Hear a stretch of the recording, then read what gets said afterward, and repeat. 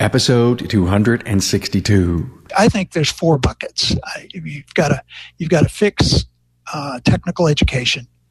We've got to fix our business management because we're losing too many.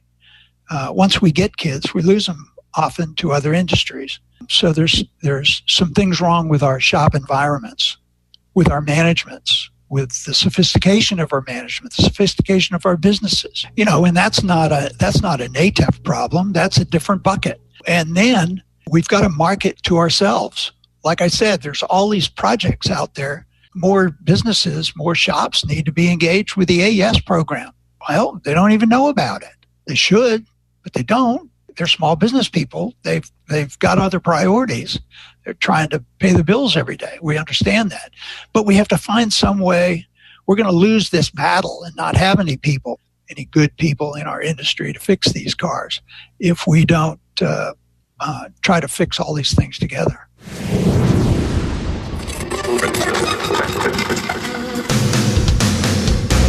Welcome, aftermarketers, to Remarkable Results Radio. Listen to learn just one thing from today's episode on your journey to remarkable results.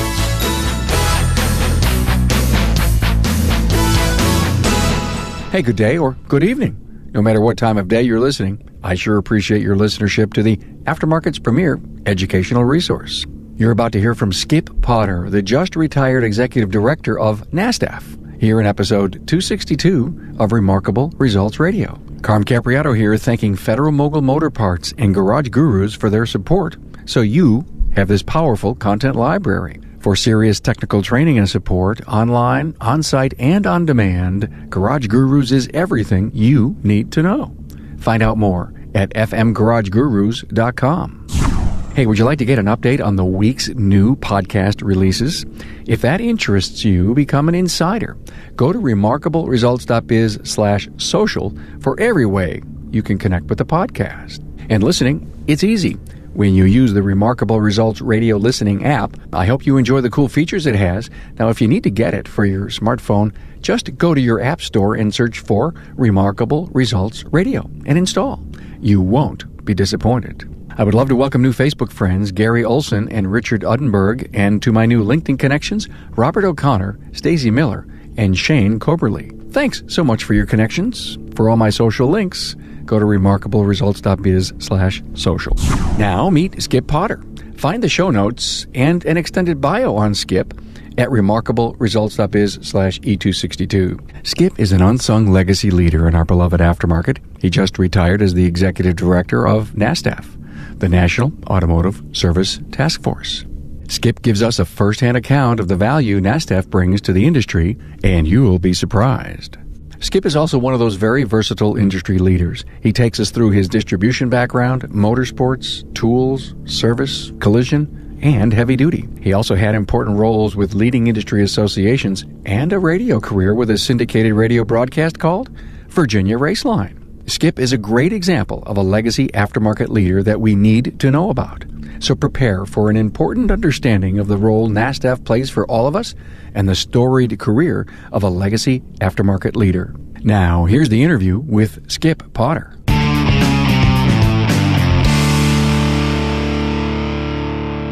Hey, a warm welcome to Skip Potter, retired, I can't believe I'm saying that, Skip, Executive Director of NASTF. Yeah, I can't believe you're saying it either. Yeah, I know. We talked the other day on the phone, and you said they had to take me kicking and screaming.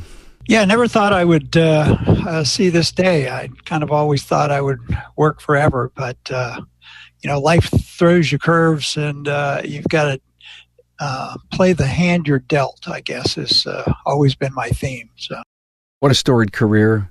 Skip and I were on the phone, as a prelude to this call, and I kept saying, I've heard you speak, and I started to mention places, and he goes, yeah, I was there. And then I said, weren't you with the old AAIA, the group before Auto Care? And he goes, yes. So I ended up, if you will, rekindling my memories of Skip and all that he did for the associations of our great industry. But it even goes beyond that. You were in the distribution side, weren't you? Oh, yeah. The more public side of my career was really from 1988 on when I got into the associations. And while that was a lot of fun, I can't even tell you how much fun I had in distribution and all those other, and playing around in shops when I would work either part-time or between jobs. I would work in shops. And so, yeah, I've been around this industry since high school in 1963, and I've had a wonderful career, and I think I've touched just about every corner of the industry. I think they call it a storied career, because if we sat down with you with a beer one day, you could tell us stories. It'd take more than a day. I bet you. And we were going on and on. It was great. I would only hope you could tell the story of how you got hired at AAIA. I'm not sure we're going to get to there, but we're sure going to try. So in 2012 June, you joined NASTF as their executive director. That was a big change in your world, or not? Was that just a perfect segue into what you were doing? Well, I think it was a perfect change. My wife and I wanted to move to Florida, and my goal all along was to get to a point where I could work out of the house and kind of change the definition of work. While I never wanted to retire, I knew that working 60 to 80 hours a week was not practical, and nor did I really care to do that anymore. So when we moved down here, the opportunity to get the job with NASTF just was incredible, incredible opportunity for me to do that. So NASTF stands for the National Automotive Service Task Force. Is one of the challenges in your role with NASTF is to really engage more of the industry into the value that NASTF provides our industry? Well, just for those that aren't aware, NASTF really has two constituencies. It's not advertised that it was formed by the OEMs, but it really was. The OEMs formed the organization back in 2000 to help them kind of implement the requirements and their desires, their voluntary desires, in doing business with the independent service sector. So that's one side of the NASTF's constituency. But we really grew up servicing the independent service technician, and that is a serious constituency as well. So the information needed to get into the hands of the people that were fixing cars, and there were more independent automotive aftermarket professionals fixing cars than in dealerships. And the OE said, hey, we got to get them the tools and the technology and the information so that they can fix our customers' cars. Yeah, and that's not getting any easier, is it? No, which is why NASTF is probably more important now than ever, right, Skip? I've said that. Actually, I did a speech on that very subject here recently. You know, NASTF now more than ever. But let me, you said something about the independent service technician versus the franchise dealer. It was pointed out to me very early in my career with NASTF that a franchise dealer, they have to service outside of their franchise. They have used car departments. They have customers, good customers that they want to take care of in their neighborhood that have non-franchise vehicles. And I had a dealer tell me that, he happened to be a Mazda dealer, and he said, when I get a Chrysler in here, I'm just like the gas station down the street. I'm just as independent as he is.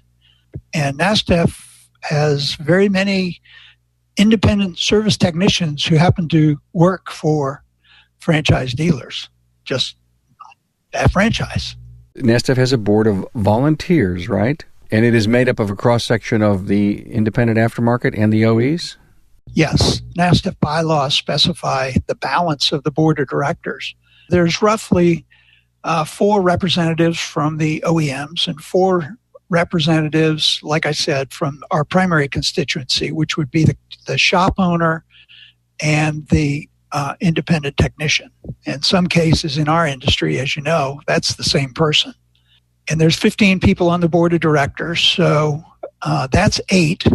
So your other 7 come from all over the industry. And yes, it's an industry organization. It's intended to bring the broader industry together, not not dealer versus independent, not parts versus service, or OEM versus dealer. NADA has a spot on the board of directors. So pretty diverse, certainly the most diverse board of directors I'd ever served. They get along? Yeah, they have to. Actually, I had a rule. One of the things I did when I was interviewing, I said, I've got a rule for board meetings and for committee meetings. No divisive rhetoric. I said that totally tongue-in-cheek. Well, but you can imagine, I mean, just within the aftermarket, there's a diversion of opinions on how we address right to repair, our view of telematics, and all of those things. And in order, since NASTF was created really to solve a problem that was already agreed that it needed to be solved. And it was either agreed because it became a law, and the law says you being the independent industry or the OEMs or whoever, somebody's got to comply with this, and we need to make this work for the consumer. When you get all this diverse group that's now charged with solving a problem rather than arguing a position, it was always, okay, let's leave the positions at the door.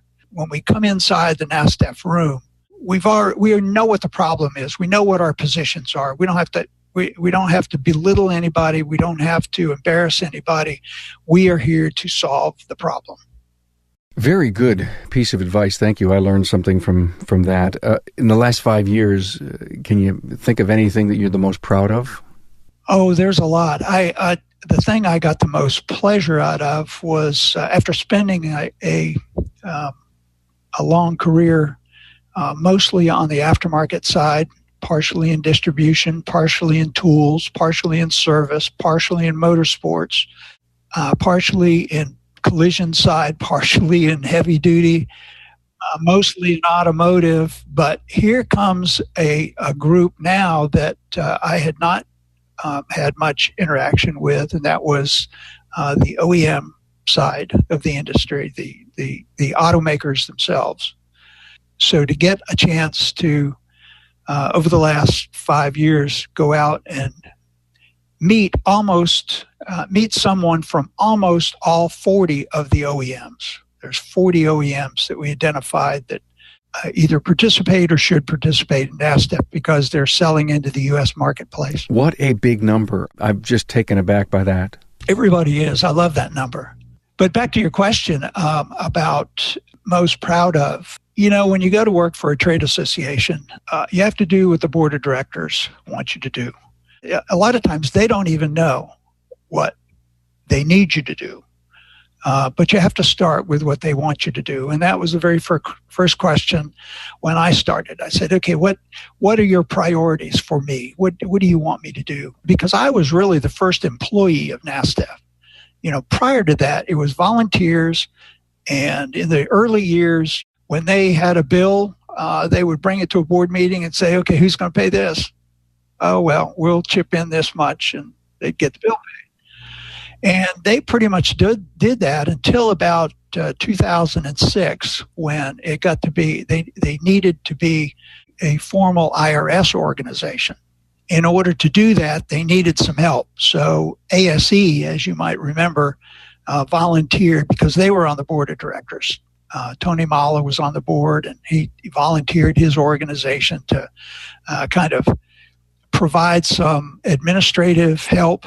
They had a website, or they needed to host it somewhere. Somebody needed to pay the bills. Somebody needed to answer the telephone if someone ever called. So they got emails and things like that were NASTF emails. So they organized all that as volunteers. And it wasn't until 2012 that there was a trade association, but there was no organization to run it. So I was really the first organization to help them. Great story. I'm talking with Jonathan Cichelli, a technical product specialist with Federal Mogul Motor Parts. So, Jonathan, how does a service professional get the Guru on the Go van to their shop? There's a couple ways. We do what we call cold calls, where we go around and just visit shops based on geographics, and there's also times where we team up with outside sales reps from other parts distributors and visit the shops on that basis. So I love this. You pull into a shop on a cold call, they see the van, and they're probably excited to see you. Yeah, I've had a couple shops where they've actually have already heard of the Gurus via Facebook or social media. So when I show up, they've already been signed up and taken online classes, and now that the van's there, it's really easy to book a lunch and learn. So you're really an extension of the Garage Guru training centers. Yes, absolutely. So you're all done with your lunch and learn. You spend 45 minutes to an hour. Probably that's all you can really get from a busy, busy shop. What are the technicians saying about your shop visit? Oh, they love it. They thank me, every second I'm walking out the door and just can't wait for me to come back again. Federal Mogul Motor Parts' Garage Gurus is your go-to source for the vehicle training, technology, and answers you need to keep your next job on track. On site, online, or on demand, the Gurus are here to help keep your business and your career on the road to success. Visit fmgarageguru.com. It's rare to get the behind-the-scenes look at the evolution of a association like this. So many associations start that way. Small state trade associations start with a couple of volunteers who have a vision, and maybe it's nothing more than just an oyster roast that turns into a relationship, and they all eventually they start doing something on the business side. Skip, can anyone join? Yeah, now the NASTF, it's free, so it's an easy membership to sell. NASTF membership is open actually internationally, although NASTF only serves technicians and OEMs who do business in the United States. There are some other organizations. There's a parallel organization in Canada that work very closely with us, but the actual mandate, the bylaws of the United States, the bylaws for NASTF only cover the United States. And yes, anybody can join. Like I said, the two primary constituencies are the OEMs and the independent technicians, but really everyone else in between make that marketplace work. So I'm a shop owner, really a technician. I can join. Sure. And what am I going to get from this free membership? Is there a lot of information that goes out through email that keeps me right on the edge? Well, you mentioned early on that not enough of the industry knows that NASTF exists even. In fact, one of the primary requests from the NASTF board of directors of me when I came on board was, hey, we need to get the word out. We need to grow membership. When I came on board, they had a small database. They had a bunch of spreadsheets with names on it and stuff, and I pulled all that together, and there was 1,100 names. And today, that list is down to 2 lists. We'll talk about that in a minute. But there's probably 15,000, 16,000 maybe even combined on those 2 lists. So that part of it has grown substantially. I'm very proud that I was able to bring that all together. And in a membership organization, there's 2 parts of membership growth. You have got to be visible. You've got to be known. So they have to be aware of you. And then there has to be enough value in the organization for them to say, I know you're not going to share my email address, and I don't like to sign up for anything, even if it's free, but okay, I trust you, I will. And that's pretty much what it takes to build the membership for NASTF. And so what's the membership now? How many? There's 2 databases. One is the NASTF supporter database, and the other is, we haven't talked about this yet, but one of the products that NASTF delivers for the industry is called the Vehicle Security Professional Registry. For all the locksmiths in the industry in the United States, for all the security technicians, which now is almost any technician that's working on any electronics in the vehicle, it requires some form of security code that only the OEMs have. And the OEMs are only going to sell it to somebody they trust. And NASTF does the background checks and the audits and the security audits and looks out for the OEM's security interest as they distribute these codes and PIN numbers directly from their point of sale on their websites.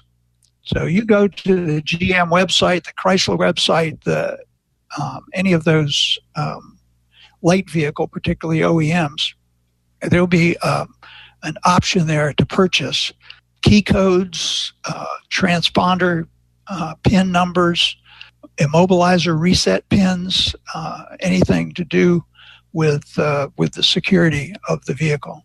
So I would need to be a NASTF member in order to even start qualifying? Well, that's why we wind up with two databases, because those databases, the Vehicle Security Professional database, is separate from the NASTF sponsor or supporters database. Ideally, what would be nice if it could happen is that someone would find out about NASTF, they'd come to our website and they'd find out, oh, I could get this, I need this LSID, this lock security ID number, and I need to become a NASTF vehicle security professional. And they would sign up on the NASTF website as a supporter first, which gets them the information then that they need to get the LSID number. You said you were vetting them. What's that process like? Oh, it's a lot more intensive these days than it ever was before. There's criminal background checks that are done. The applicants need to be part of a business that is in the business of doing this kind of work. There's not a lot of proof that's necessary yet. That could change. In addition to the background checks, there are some business checks to verify that the business that they say they're with is actually in existence. If they're an employee of a business, we want to know more about the business. We want to know more about not just them as an individual. Who do you farm this out to? There are services that we subscribe to, that NASTF subscribes to, in order to accomplish all of this. And more and more of it with technology now, more and more of it is going to be able to be done electronically. I did not know that you guys were doing this. So the industry, when you talk with the OEs, are they as concerned about where we're getting our future technicians as the independent side? Yes, as a matter of fact. You know, the industry, I can remember starting in about 1985, I think. I heard that there's a shortage of qualified technicians. Someone else may remember that goes back before that, but I'd been around the industry since in the mid-'60s, like I said, but I don't remember anyone saying, hey, there's a shortage of qualified technicians until about the mid-'80s. And that was about the time that, all those Chrysler ignition resistors were failing. And that was, the concept of electronic ignition then was a Chrysler ignition resistor. That transition, I guess, kind of prompted the thought that we're not just hiring dropouts out of high school anymore. We're looking for qualified technicians. And what is qualified? One of the problems is we've never really defined what is qualified. So what NASTF did a couple of years ago, we had a session actually in March of 2016 while we were out at Vision, and it was a very good discussion about the need for qualified technicians and what the industry is doing and all of the other problems around it. And it started, one of the things that did was it started a discussion of what the problems were. So some of the problems were, in addition to that, was, well, we also don't have enough qualified instructors. And, we don't have enough, the high school shops have been closing. We need to revive those. When we have technical training, career training, in-service tech training, the attendance, the class attendance is so poor. Technician pay doesn't attract anybody to the industry. The guidance counselors and the parents don't want their kids to become techs. So there's all of these problems, and we listed about 50 or 60 problems that people have been complaining about mostly since 1985. And the NASTF board of directors got talking about this at the next board meeting. And the OEMs kind of chimed in and said, this is not just an aftermarket problem. Bingo, the NASTF board said, well, the mission of NASTF is to close the gaps between the needs of the OEMs and the existence of the ability of technicians to service vehicles.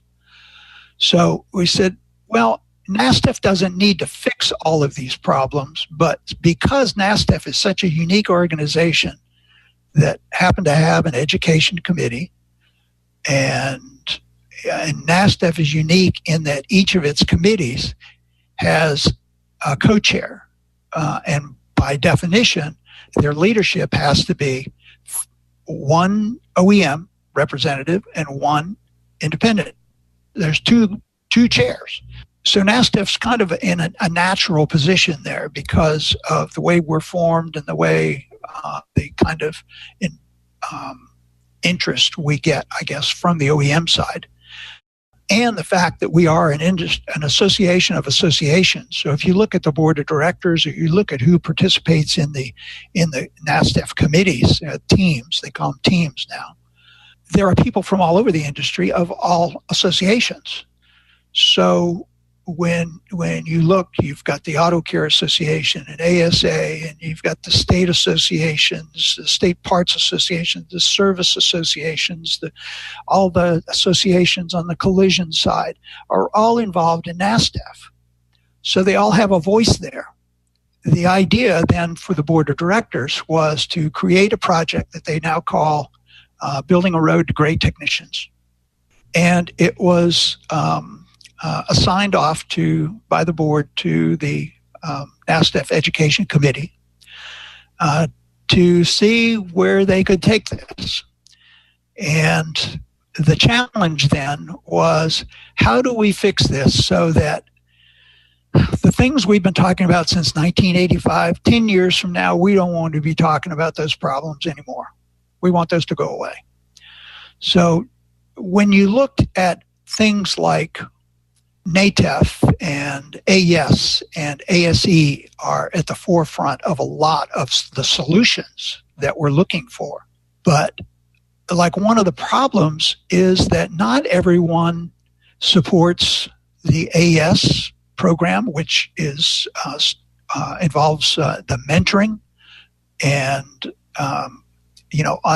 that's a critical part of educating technicians throughout a career and claiming them from a good community college program and then keeping them through and developing them into a good technician. There are solutions that are already out there, but the industry's not using them enough.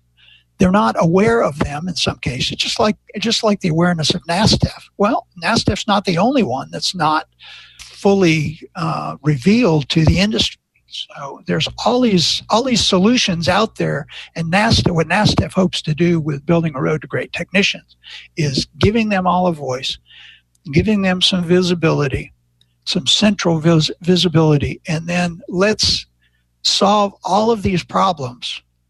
NASTF, the last action of the Education Committee was to try to define some buckets into which all the problems could be sorted so that we didn't have 50 solutions, 50 projects. Is ASE working close with you?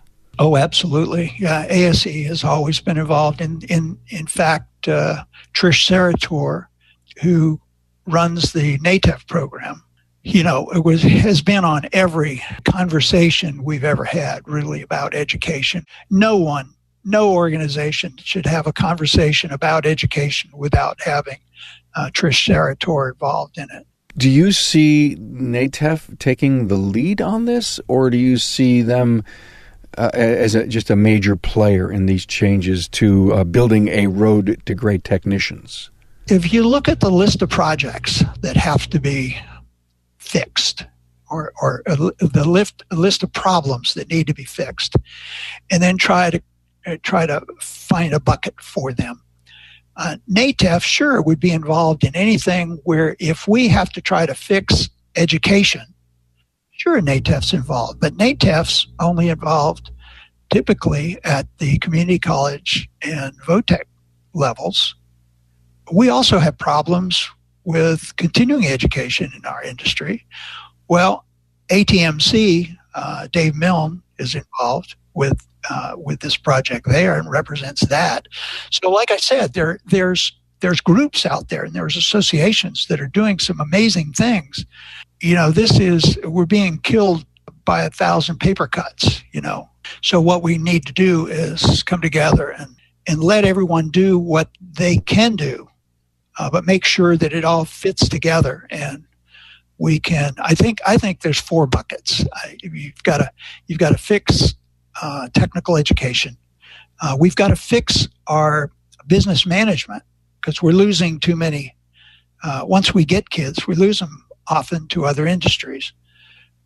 So there's some things wrong with our shop environments, with our managements, with the sophistication of our management, the sophistication of our businesses. Business culture, pay, all of that, a sense of belonging and engagement with, yep. And that's not a NATF problem. That's a different bucket. And then we've got to market to ourselves. Like I said, there's all these projects out there. More people, more businesses, more shops need to be engaged with the AES program. Well, they don't even know about it. They should, but they don't. They're small business people. They've got other priorities. They're trying to pay the bills every day. We understand that. But we have to find some way. We're going to lose this battle and not have any good people in our industry to fix these cars if we don't try to fix all these things together. Are we more fragmented than ever before? Well, we've always said that we are a very fragmented industry. We've gone through so much consolidation. We saw it happen at the parts level, and the shrinkage of the jobber population, the parts jobber.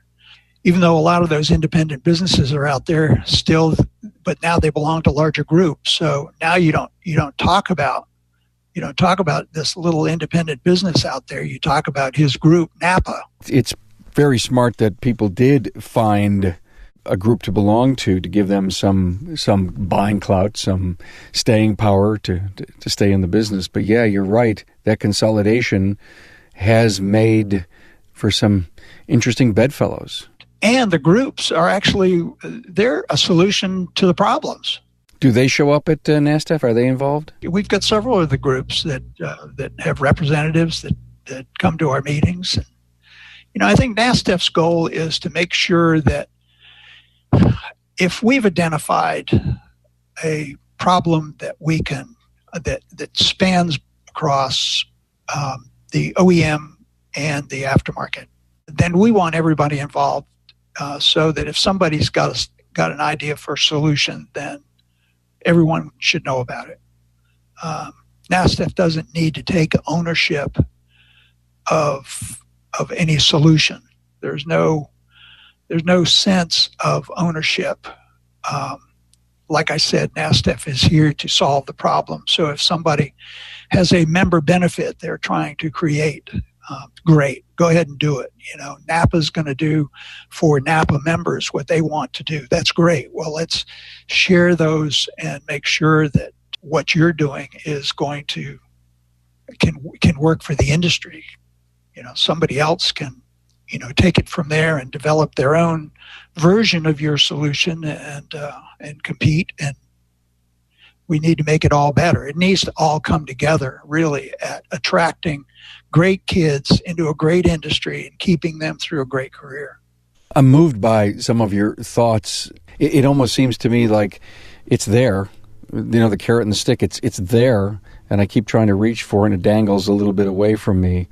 But it's good to hear what you're saying, because of course I knew about NASTF, but I didn't know enough about it, and I'm so glad we're having this chat too bad it's about you having retired from there, but you can speak very comfortably now because it's behind you. You obviously, well, I'm sure you've left the organization in great shape for your successor, whoever that may be. But it's good to hear this information, and I know the work that ASE does and ATMC. We've had Trish on the show and David Milne on the show, and and I know you're here, and so many of the leaders within our industry, and there seems to be a slice of goodness from every organization. And all I could do is sit here, Skip, is to think, I'm drawing a pinnacle with my hands here, pointing to the sky.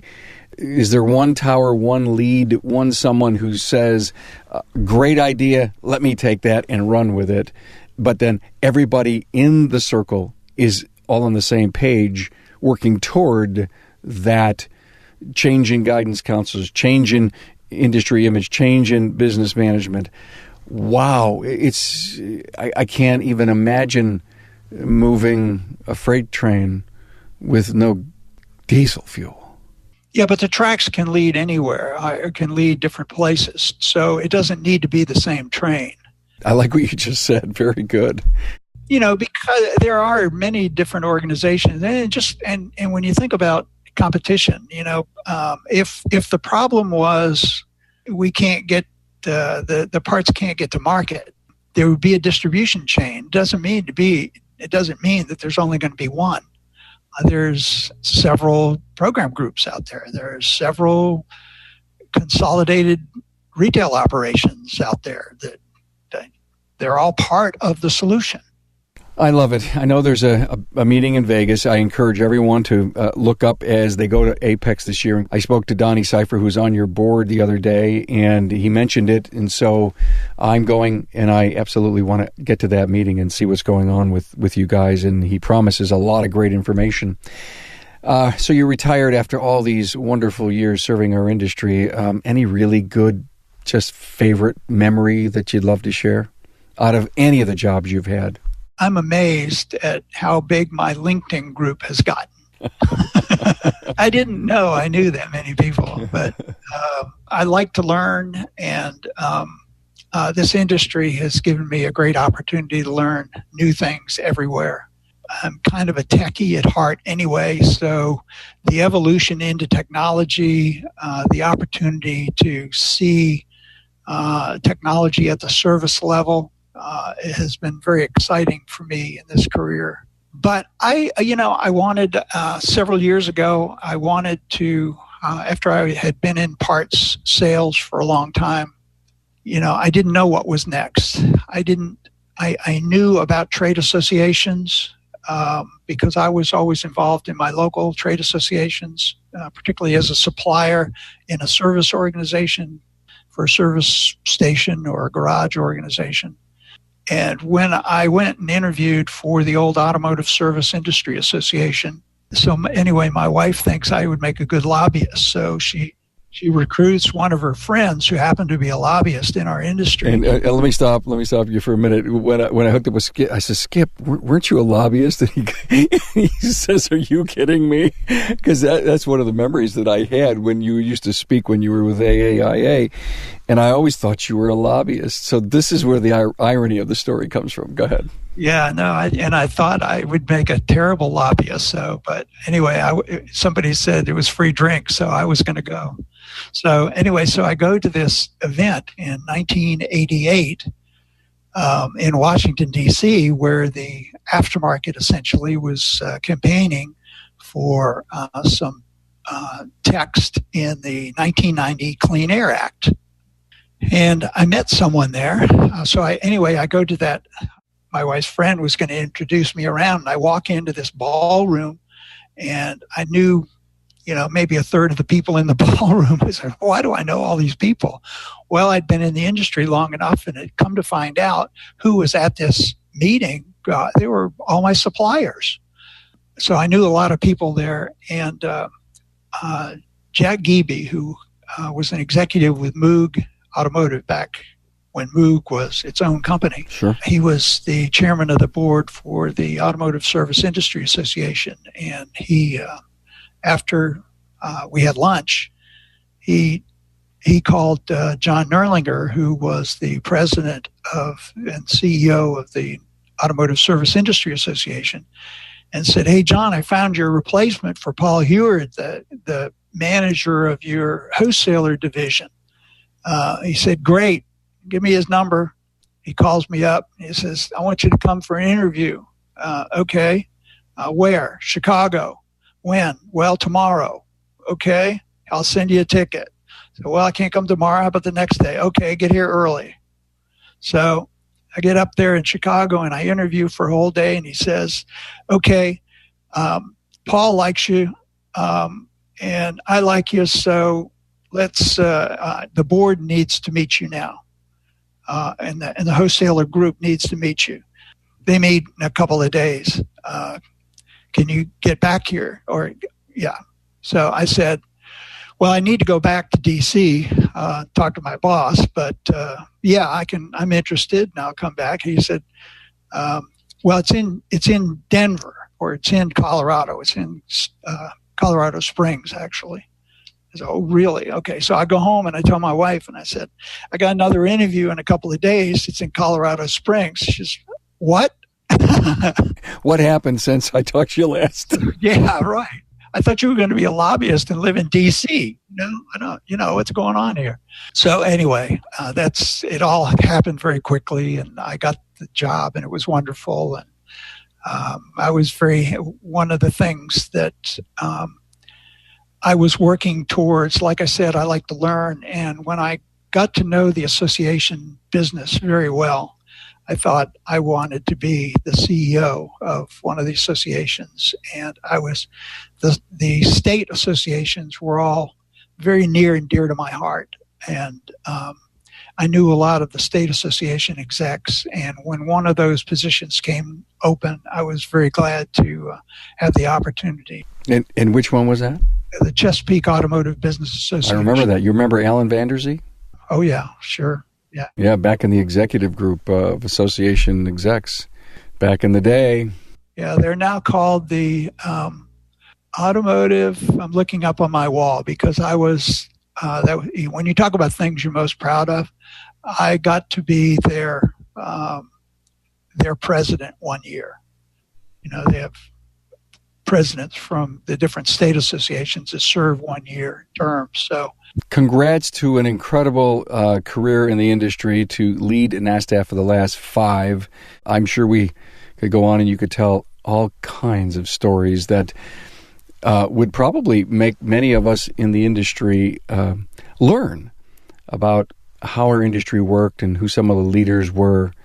And, I always think about doing some legacy interviews and getting the stories told of the evolution of the automotive aftermarket. And, there's a lot of key players out there that are really responsible for who we are today and how we've evolved. And no doubt you're one of them. Well, thank you very much. I appreciate the opportunity to be on your show. Oh, by the way, talking about show, tell me about your radio career.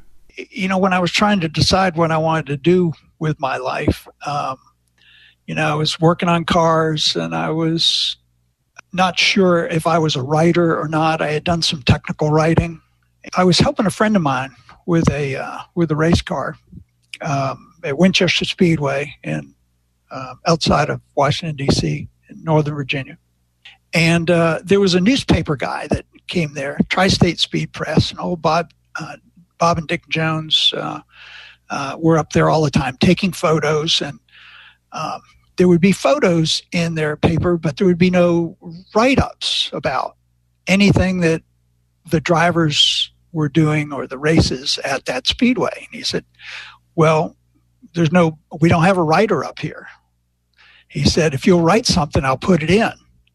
So I said, "Well, I don't know. I've never written anything for publication before." So I remember I took like the entire month of July at least to write like a 300-word article about a race that we had at Winchester.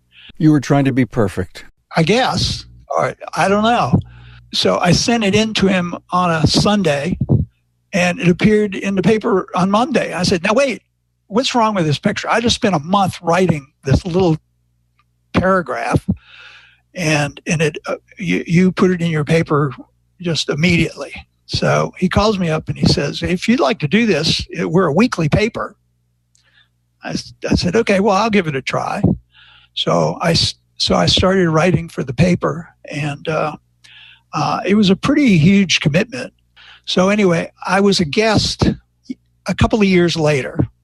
I met a guy who was doing a radio show in Washington, D.C. on auto racing. It was like a Sunday night, they had to have somebody to fill the airtime, and they had this guy come in and do this Sunday night show on auto racing. And he was in Daytona and got sick and couldn't get back. And I'd been a guest on his show several times. So he called me up and he said, hey, would you go do my show? You've been on my show several times. So, there's an engineer there to take care of you. So all you got to do is just go talk. All you got to do is talk. So I said, okay, I guess. So I go and I do that show. A couple of years later, I started my own syndication in the state of Virginia.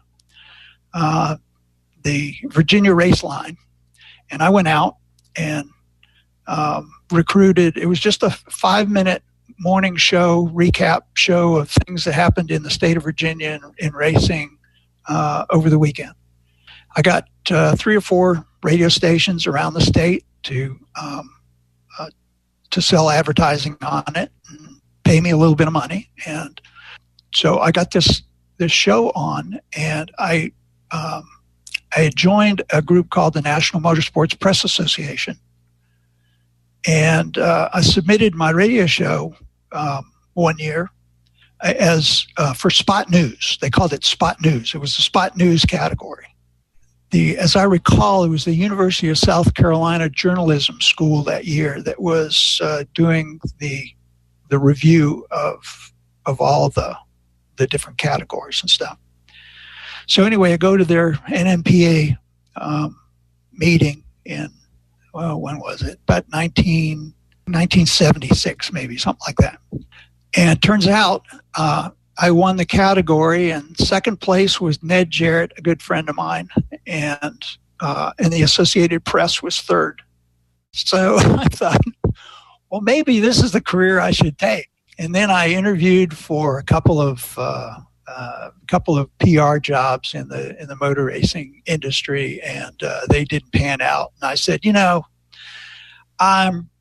I like working at an auto parts warehouse, and I like the industry, so I think I'll just focus my time there. And I kind of quit doing all the motorsports press and things. So. Regret anything? Oh no, I've had a great career, and I'm glad I've touched each part of it. In fact, one of the things that we don't make a big enough deal out of in our industry is there's other people out there like me who have had diverse, exciting careers in our industry. And we don't showcase those enough so that kids coming along can see, I can start out like this old guy did, pumping gas at a Sunoco station, putting oil in the wrong hole of a Renault. But look what he did, and look at all the parallel roads that lead to great careers in this industry and all the segments. So we need to tell those stories more, and that's really part of that building a road to great technicians is building those stories, exposing those stories to the parents and the kids so that they don't think that if you're buying into a career as an auto technician, well, maybe, but maybe not. Maybe there's some other things you're going to do. Well, that's what I do. We tell stories here on the podcast, and this whole legacy thing continues to bubble up with me. And you excite me to know that there are stories like Skip Potter's that need to be told by many other people in the industry. Would you help me find the rest of these people? Oh, sure. I mean, you just mentioned a couple already. I mean, you mentioned Donnie Cipher. Donnie Cipher, a son of a shop owner. But Donnie's gotten involved in so many other things. He's an educator. Dave Milne. I've had Dave on just 3 or 4 weeks ago. A fabulous episode. I've had Donnie on 4 times. So yeah, we're getting those stories told. And I may have done some interviews that you may be super surprised about, but then, getting in a little deeper into some of our senior members of our industry that can, help us tell the stories of the evolution of our industry and how hard they worked back in the day doing all the things you're talking about today. And, now it's left with today's generation, if you will, today's volunteers to do a lot of great things. Skip Potter, retired Executive Director of NASTF. He didn't think that would ever happen. I wish you all the best. Thank you so much for being on. I appreciate it. Thank you. Thanks, Skip Potter, for the backstory on the value of NASTF to the entire automotive service industry. And thank you for all your years of service to make our beloved aftermarket what it is today. I wish you well in your retirement and the many great memories of the people you helped to influence throughout your career. Find this episode's talking points with Skip Potter and an extended bio at remarkableresults.biz/E262. Hey, don't forget to tune into the Town Hall Academy live webcast each Friday at 12 noon Eastern. To get your links and participate in this unique industry first, go to remarkableresults.biz/live. Hey, thank you for listening. In a recent survey, I've learned that 37% of my listeners listen at home and 13% of you listen at lunch. Whenever or wherever you listen, my sincere thanks go out to you for making the podcast an important industry resource. Never forget, you're an important reason I bring you these interviews so you can profit from the answers found in each episode. Until next time. Thanks for being on board to listen and learn from the premier automotive aftermarket podcast. Until next time,